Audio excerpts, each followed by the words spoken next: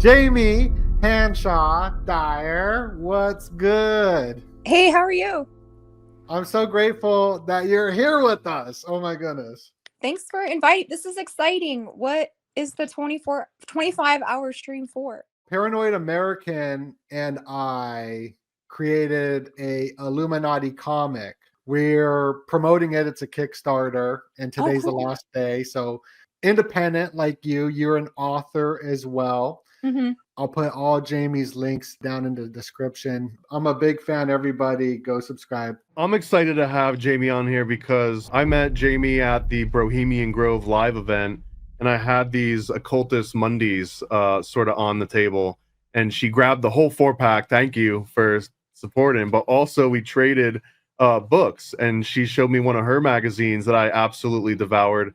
And we ended up doing a show recently together talking about Return to Oz, which is this weird Wizard of Oz sequel. It was kind of like a Halloween movie that Disney put out, because I've been doing this occult Disney series for a little while. And you were able to point out so many things that I almost wanted to go back and re-record my episode just because you brought so much more to it. So oh, nice. Well, I was not intimidated, but I was wanting to do a good job because I saw that you had so many Disney movie analysis already. So I was like, wow, we could really work together, because you were on all of the same occult book club, and I love that. And you were reading like Illuminati, Fritz Springmeier, and all of the classics that I bring up all the time. So I was like, yeah, we got to have Thomas in the family, and now we have DOENUT too. So I'm excited. You guys remind me of the lone gunman from X-Files. The one that predicted 9/11. Yeah, I know. I never watched that spin-off show, but I just remember those guys from the X-Files show itself. But someday we will watch the Lone Gunman series.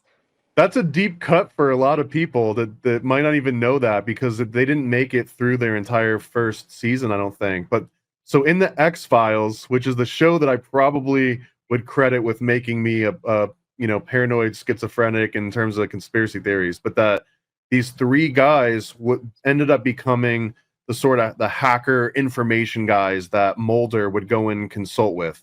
So whenever Mulder couldn't figure something out, or he wanted to find proof for like the background, these are the three guys that knew about every different conspiracy theory out there, and they could hack into the banking system and anything they wanted. And they had an episode where they were literally talking about the government flying a plane into a tower in order to push forth this new sort of political agenda. Defense Department. What's scenario 12, dude? Airline terrorism? Bring down a fully loaded 727 into the middle of New York City. But the thing is, this aired long before 9/11 actually happened. So the lone gunman directly said, and this isn't one of those examples where someone's like, oh man, that album cover has like a weird shadow, and maybe that shadow kind of looks like a plane, and those two towers kind of look like the Twin Towers. This was like a direct example of the military plotting this thing out. So yeah, lone, that's a awesome compliment. So I appreciate that. I would totally rock with the lone gunman. Oh, totally. And those are a crowd favorite too, because they're the kind of archetypal conspiracy guys. You know, they are techie, and they're bookish, and they work underground and nobody believes them. So they're like a really fun thing to, like, characters to get into.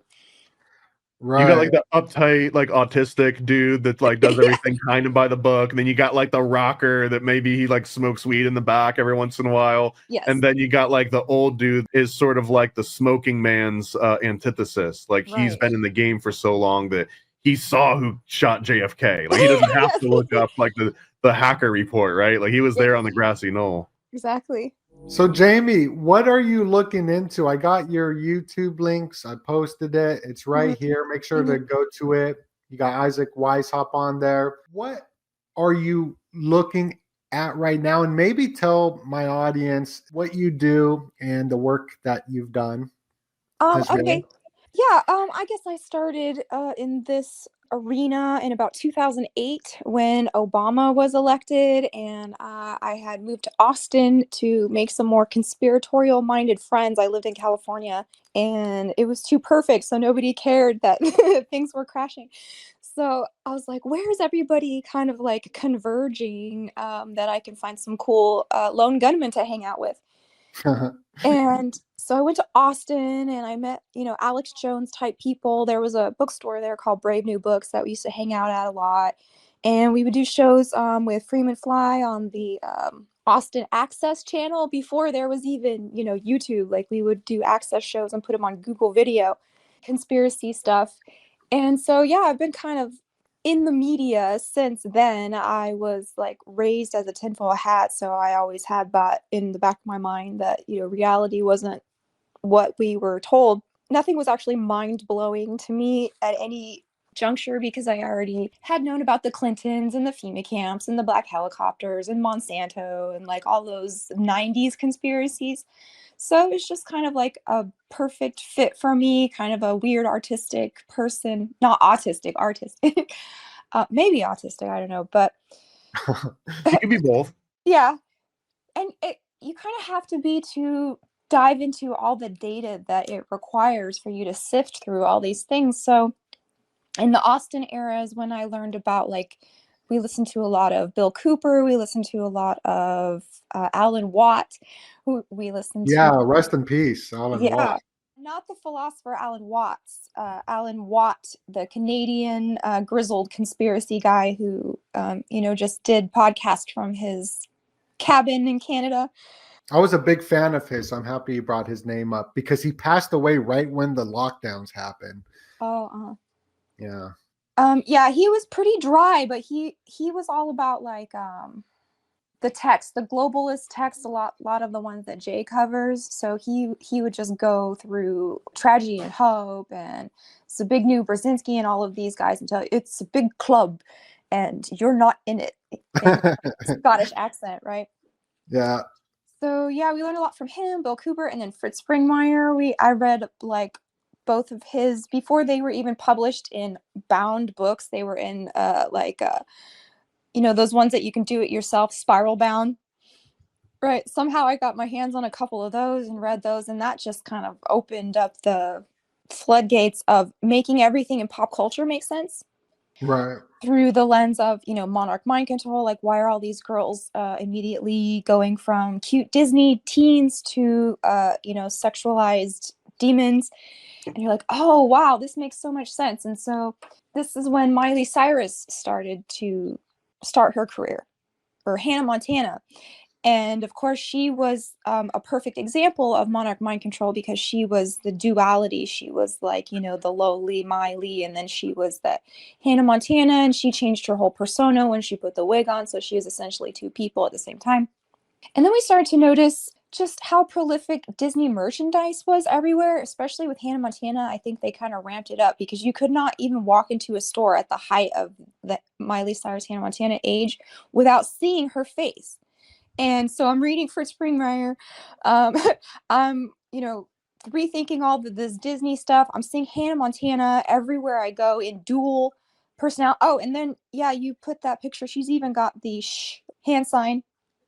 Right. Right. And so that's a conspiracy. You got to know your hand signs and gestures, right? Have you looked into the meaning behind the shush? Yes. Actually, that is a sign of Harpocrates and the secret societies. So, that little Greek god, Egyptian god Harpocrates, he was like, the keeper of the mysteries. And you are not supposed to talk about your initiation and about magic to people who are uninitiated. So that was called the sign of Harpocrates. And usually if you see a painting or a statue making that sign of Harpocrates, it usually implies that there's another meaning that's like sort of hidden somewhere, either on the piece itself or within vicinity of that piece. Although a lot of those get lost to time now because paintings get shuffled between different museums and the statues that used to be in one place are now completely in others. But that's sort of that hallmark sign that, like, look a little bit closer, look a little deeper, there's something more here. Right. Then you had that big statue a couple years ago in Jersey. It seems like a lot of weird stuff happening up in Jersey. Well, now they got the UFOs in Jersey, right? Yeah. Yes, they do. They got the UFOs and the drones and the so much in the news right now. What is your like mind focus on right now, Jamie? Well, it's interesting because I just went back to an old conspiracy book, the Stargate Conspiracy. Okay. So that was written by the people who did the Templar Revelation and the Zion Revelation. Right. And so their angle of all those is what became Da Vinci Code for Oh, right? So, it's not necessarily a Christian perspective on those biblical issues, but this book, The Stargate Conspiracy, was just purely like data about, oh man, why are all of the secret societies and the powerful groups, the FBI, the DOJ, the CIA, all of them were super interested at one point in the pyramids of Giza and in looking into finding the Hall of Records, they call it. So in the early 1900s, the 20th century, comes this new Egyptology they're talking about. So the new Egyptology is all about, well, there's two schools of thought.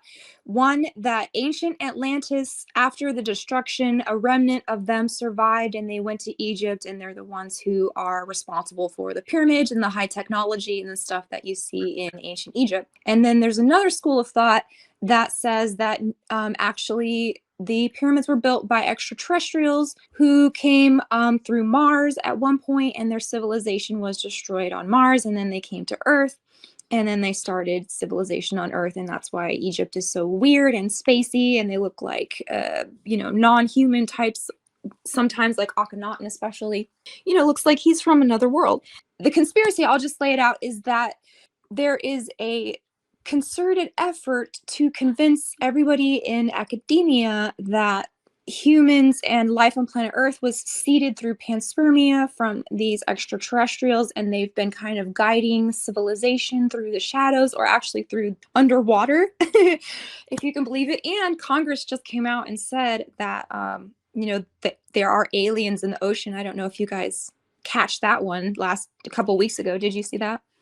Oh, wow, they did. Can you tell us a little bit more about that? Because that's the John C. Lilly dolphin Illuminati mind control that I talk about quite a bit. Mhm.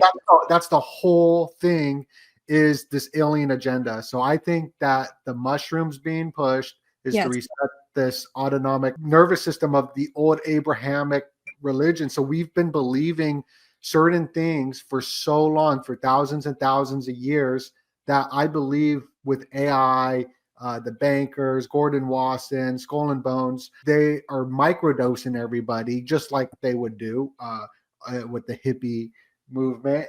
Mhm.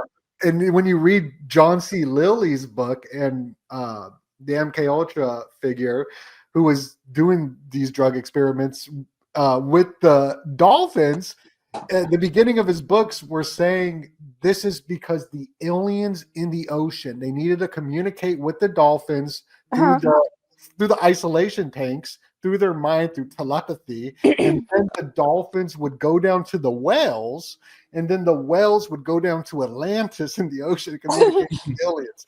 That's what the government was funding John C. Lilly for. But this goes even deeper too, because Jamie was just talking about like this other sort of species, or like another like entities that are kind of guiding, through this hidden hand in a way, and that's also something to get explained a little bit by John C. Lilly, because anyone that's heard of Echo the Dolphin, right, the video game for Sega Genesis and Sega CD, where you were this little dolphin that you literally, the goal was to go and talk to big whales and then talk to like these other interdimensional entities. Well, Echo was something directly from John C. Lilly. It stood for Earth Coincidence Control Office.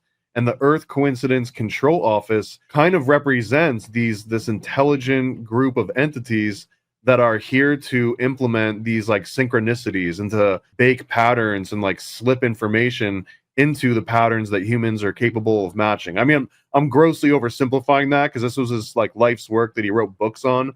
but that's my understanding of the Echo, and that even in his like 1970s theories that he's coming up with, talking about these underwater extraterrestrials and using dolphins to communicate to these entities that are implementing synchronicities, but that ultimately it was to kind of fight and prepare for this solid state intelligence, this SSI, which I think is what we're seeing through ChatGPT and just like the very beginnings of the ripples of AI that we know now. Like all of this was written extensively by John C. Lilly. So there's a crazy connection between dolphins and aliens and MK Ultra research and everything.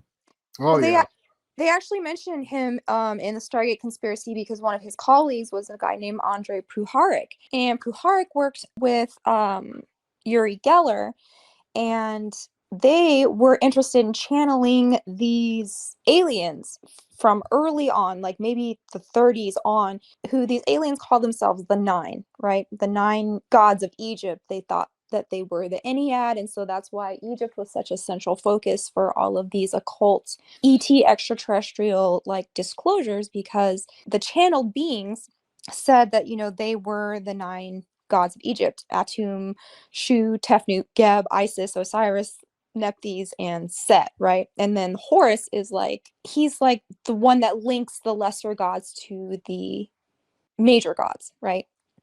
And if you study Crowley, Aleister Crowley, and magic, like ceremonial magic, a lot of it has to do with Egyptology. And of course, Horus is the one that they venerate the most because we are supposed to be in the Aeon of Horus. Back to the fish people. Okay, so if you've ever read like David Icke, there's like the classic story about this tribe in Africa, the Dogon of Mali, Africa, right?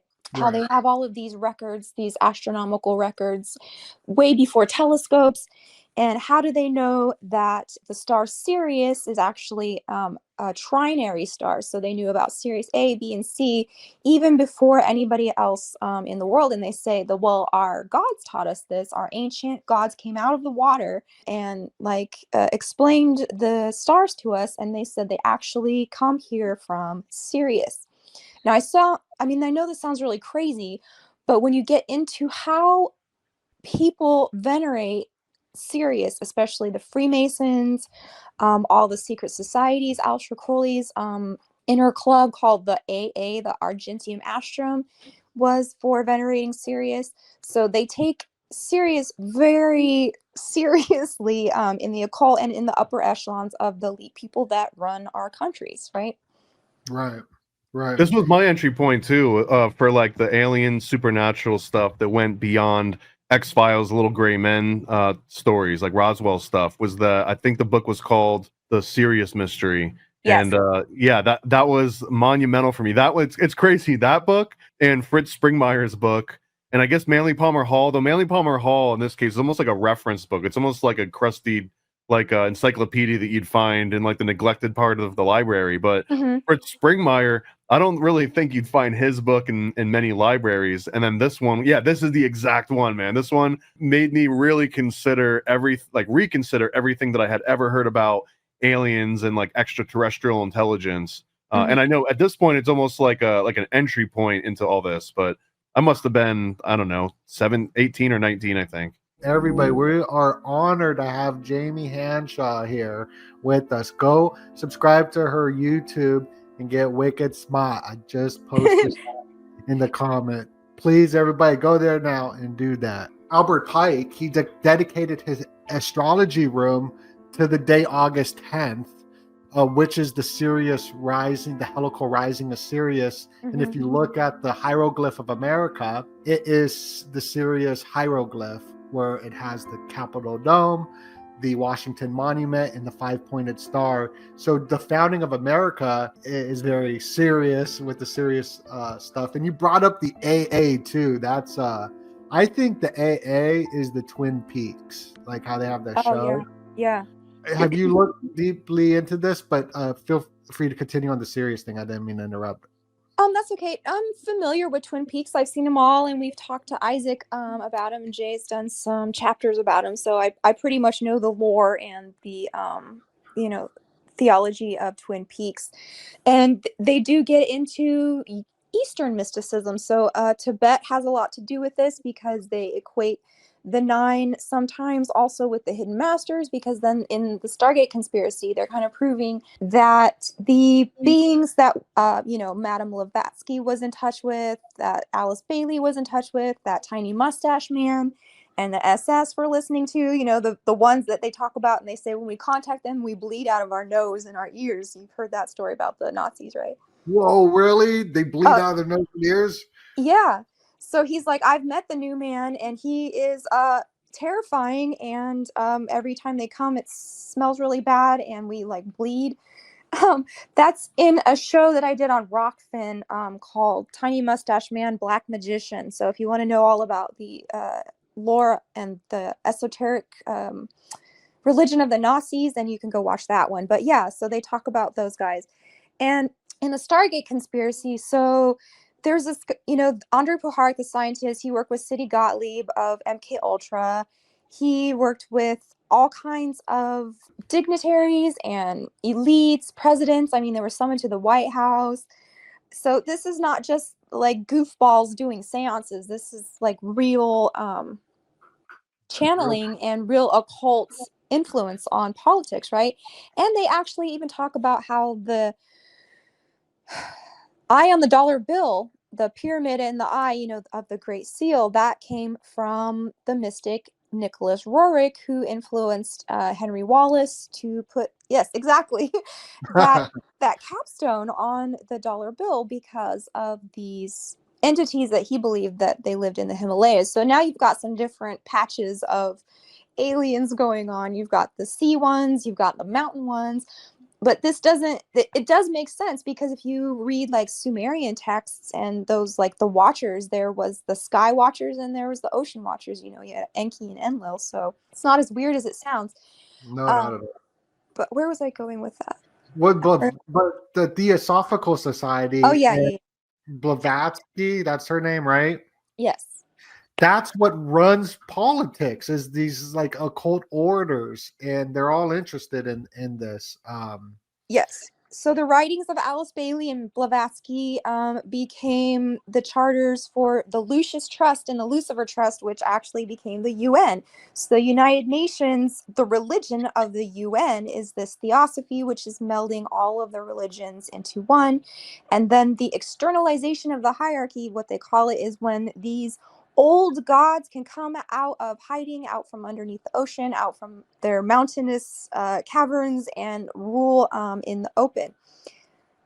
Right. And so it's interesting because I think there's a direct connection to McDonald's in the United Nations, because when the world was locked down, and you've been at this for such a long time. I've been like a fan of yours for a very long time, and I started doing videos during the lockdown from stuff I've learned from you and all the great people out there.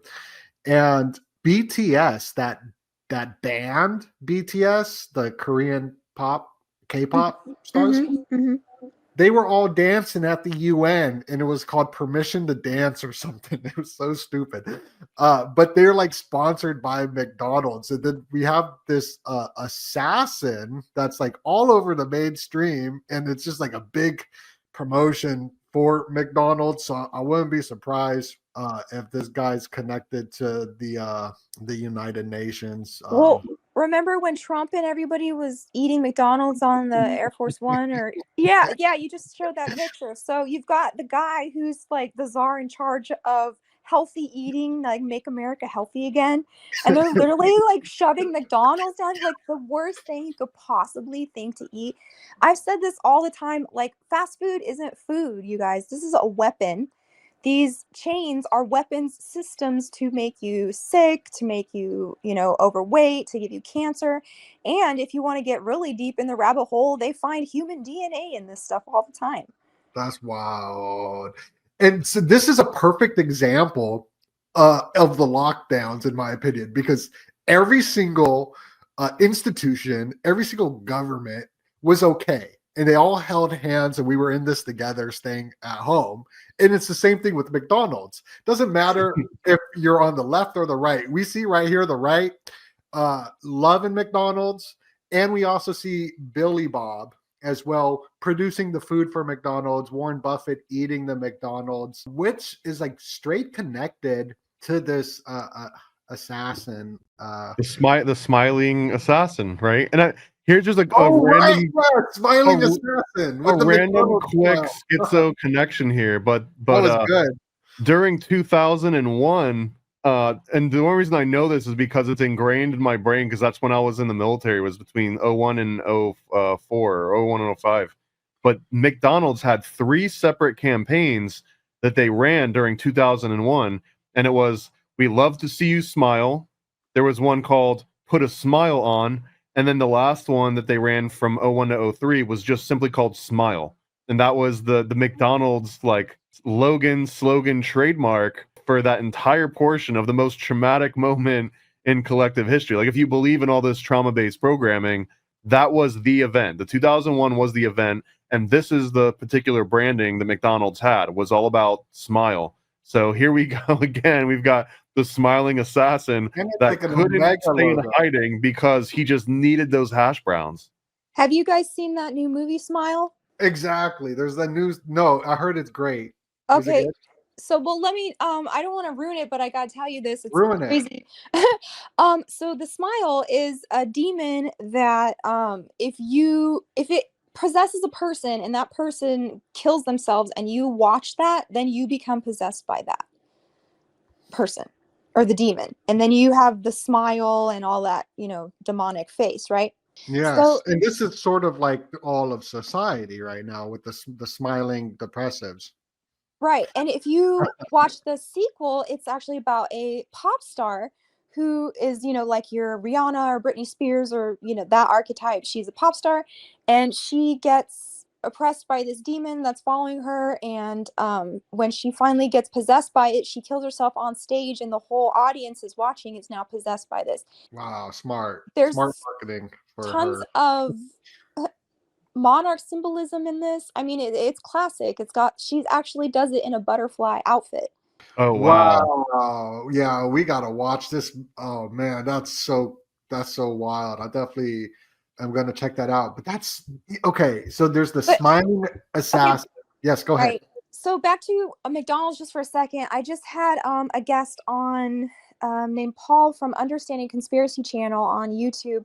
And he has a whole 60-part series about how the Nephilim, kind of the gods and the watchers that we're talking about, how their original look was clownish. So not like a bozo, but, they had crazy hair. They had, big teeth and red lips and they very pale skin.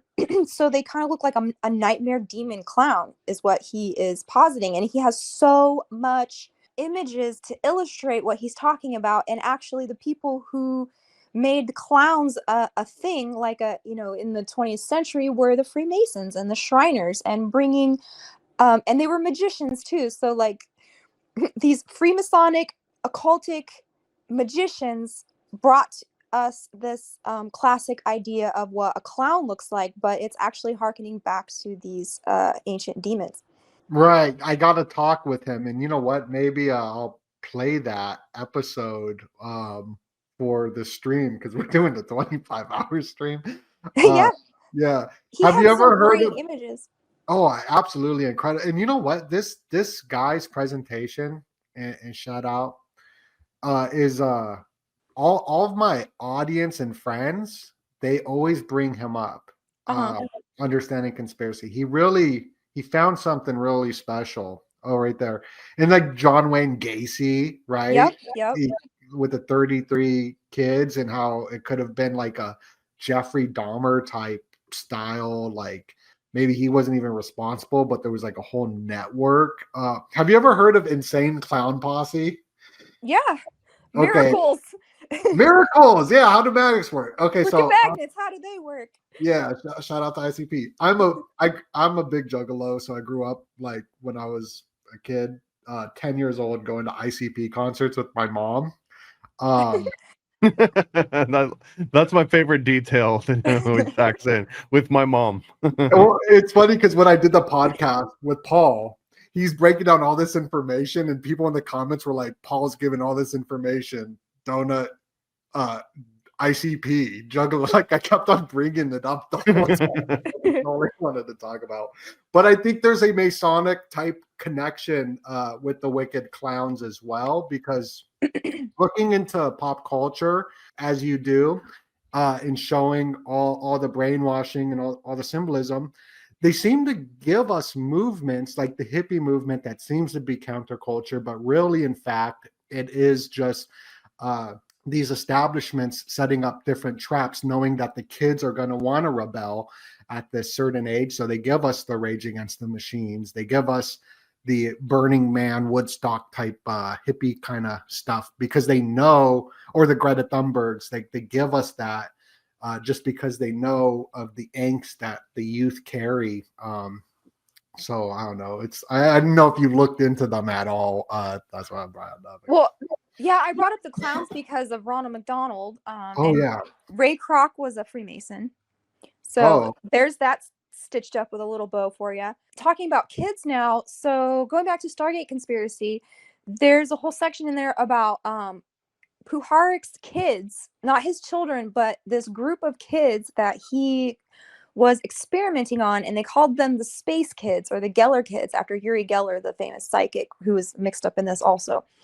But this is pretty much the plot of X-Men First Class. So what they're trying to do is create, a new class of human being with superpowers, and they think the superpowers, or the cities, or whatever you want to call them, they think that they are brought about by trauma-based mind control. So the ability to split into different alters is a superpower. The ability to have a photographic memory that you can acquire through the trauma-based mind control, that's the superpower.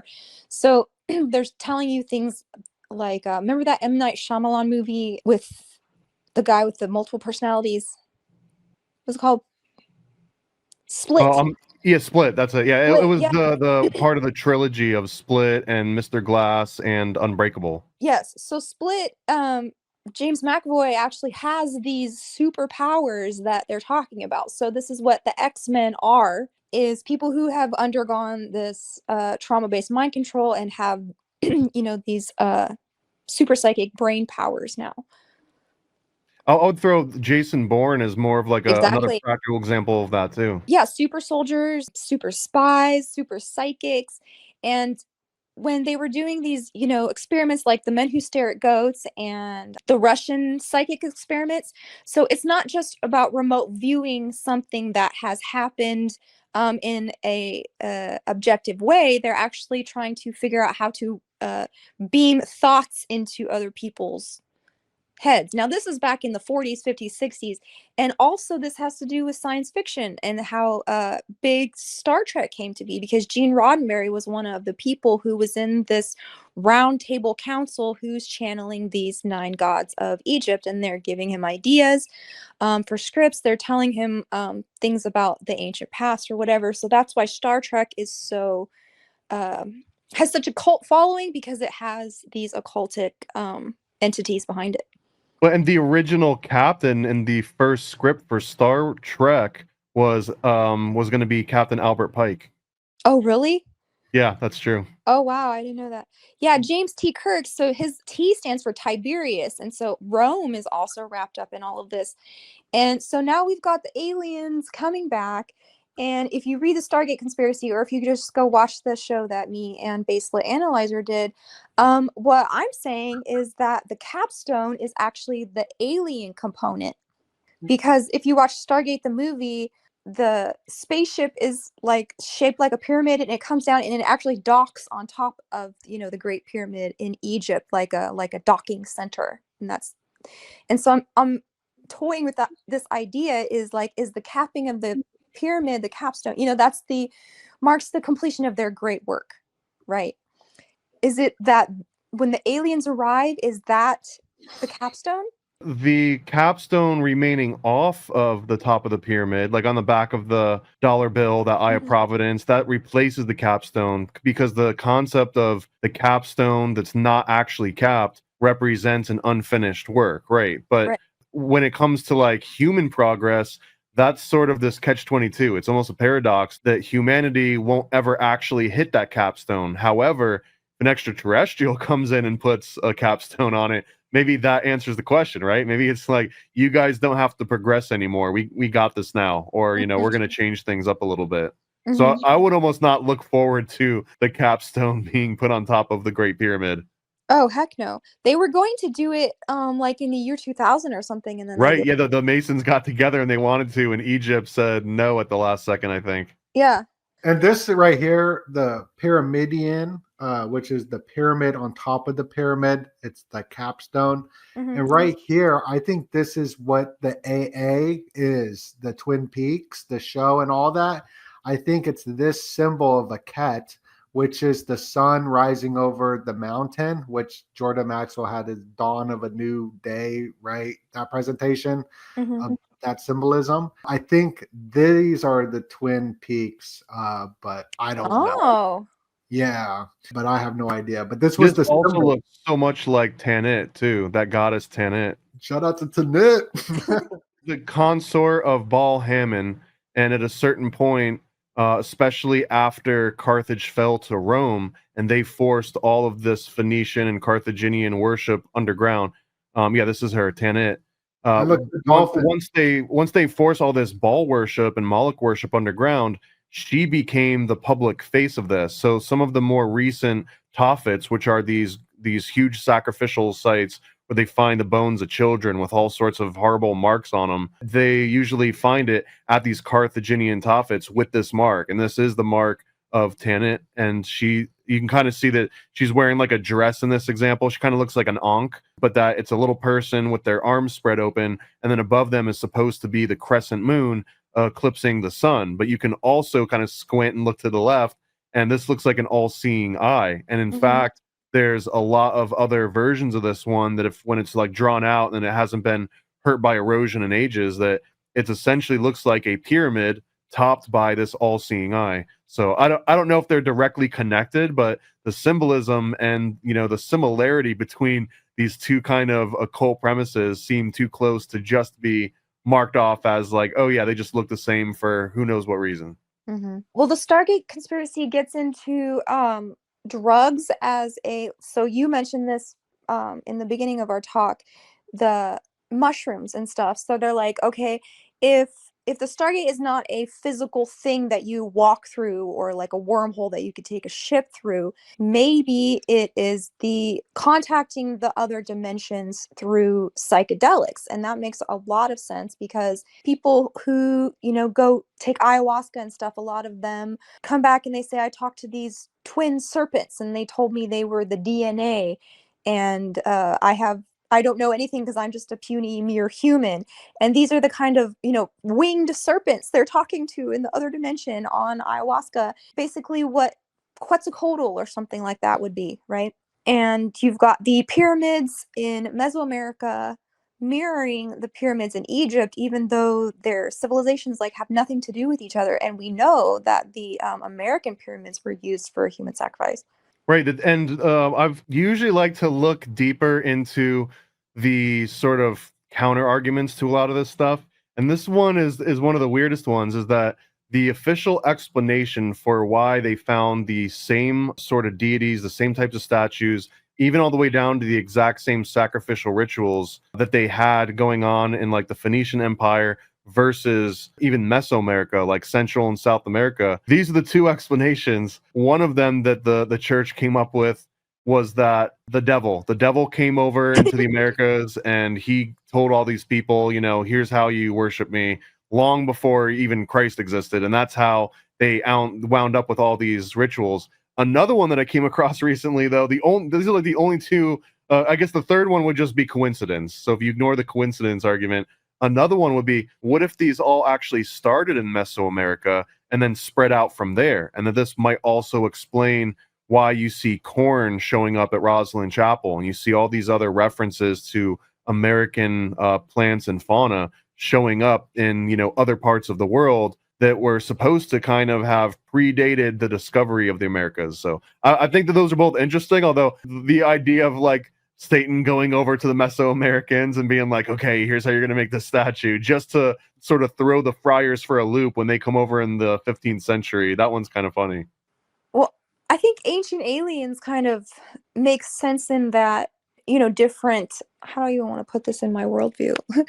The Watchers, we have that in our Christian worldview, right? And so they could have gone around seeding different civilizations because of the Nephilim and the giants. I mean, they find giants all over North America all the time.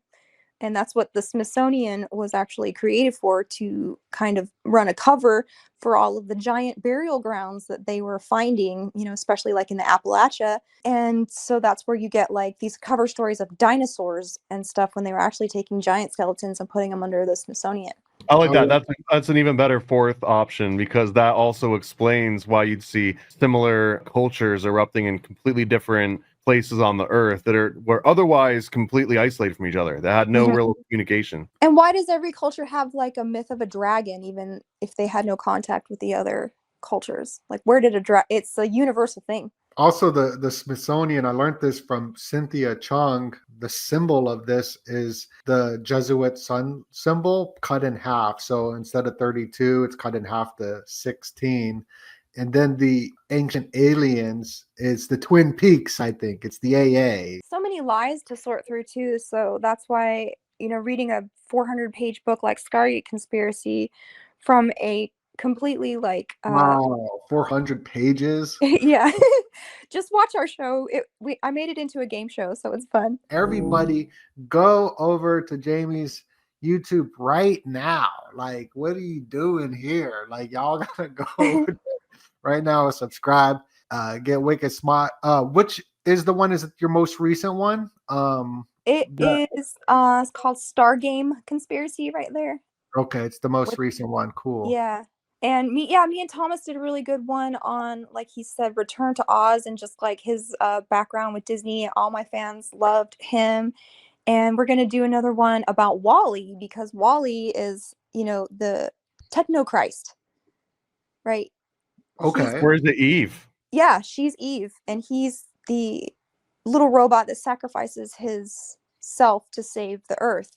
Because at the end, you remember, he actually dies, and he's brought back by a spark, and his consciousness is restored. So he's like this AI that has its own agency, and Elon Musk talks about that all the time. Like, we can have an AI, is it going to start thinking its own thoughts, and then is it going to choose evil, or is it going to choose good? So we have a lot of interesting things coming up for the future with this AI stuff.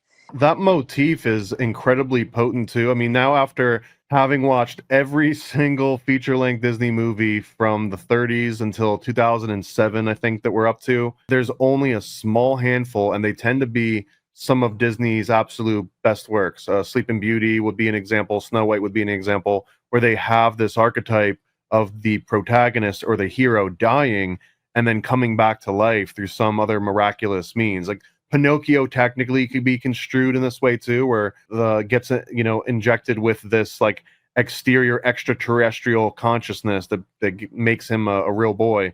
But Wally also coming back to life. This is not something that Disney just hands out like candy in all their different movies. So they usually withhold that particular motif for like their most occult of all stories. Mm-hmm.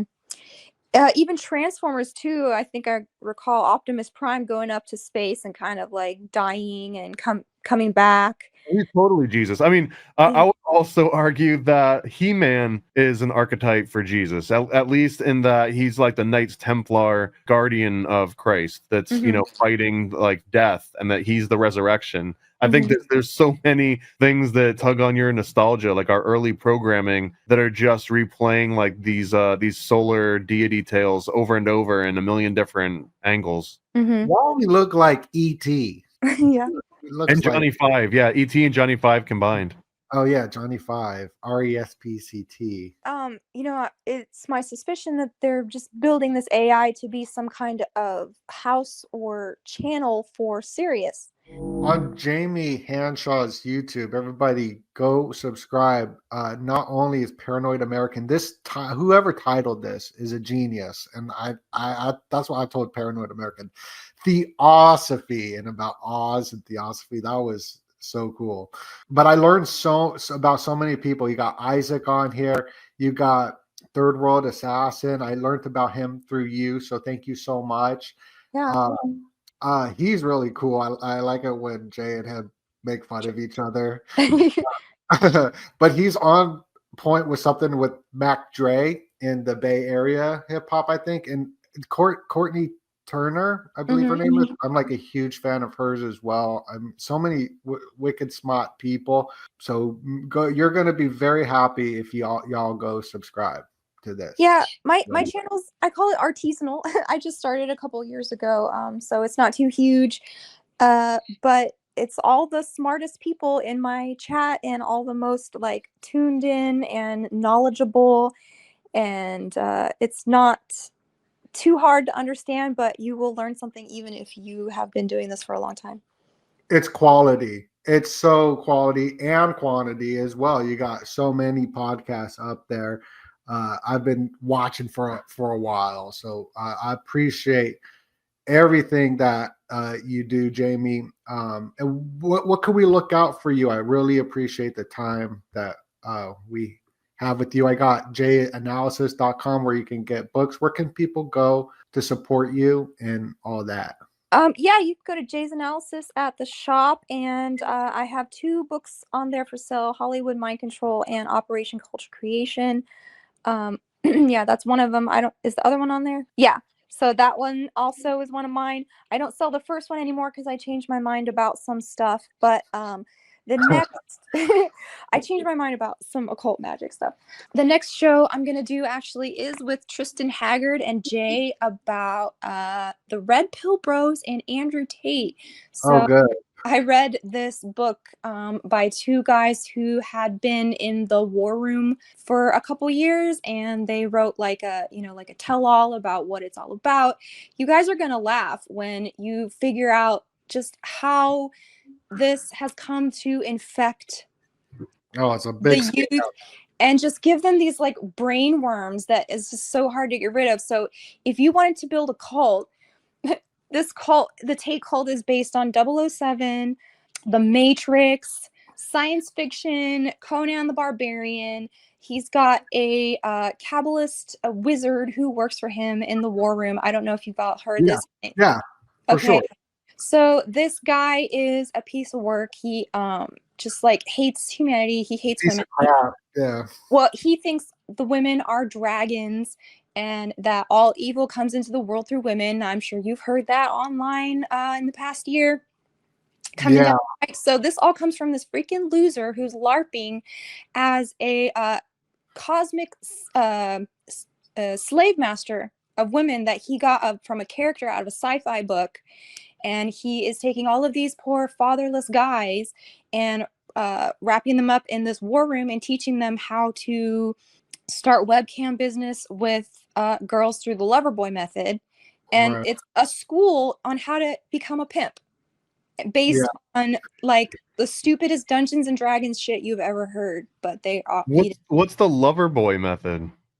That's like if you want a girl to be your webcam model, then you pretend to be her boyfriend for X amount of time and that you have no other girls, and you just woo her and date her for, a couple months, and then you convince her to come work for you on your webcam